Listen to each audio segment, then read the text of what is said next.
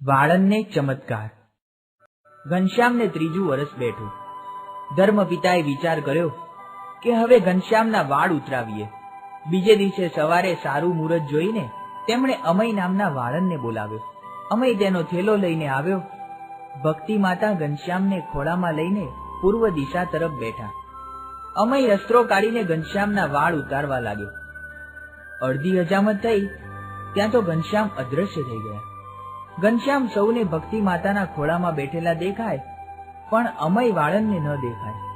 આથી વાળંદ ગભરાઈ ગયો, અસ્ત્રો હાથમાં સ્થિર રહી ગયો।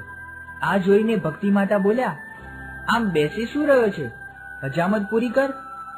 અમયે ધ્રુજતે હાથે જવાબ આપ્યો, શું કરું માતાજી, મને ઘનશ્યામ દેખાતા જ નથી, તો હજામત કેવી રીતે પૂરી કરું?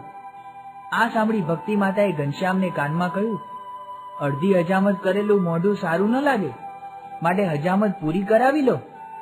અમયને દર્શન આપો। ત્યારે ઘનશ્યામે ફરીથી અમય સામે દ્રષ્ટિ કરી, એટલે અમયને ઘનશ્યામ દેખાયા।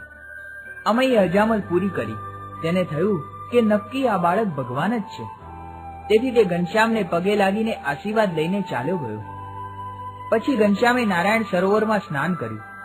ધર્મપિતાએ બ્રાહ્મણોને દાન આપ્યું, સૌને પતાસા વહેંચ્યા અને બ્રાહ્મણોને જમાડવાની તૈયારીમાં પડી ગયા।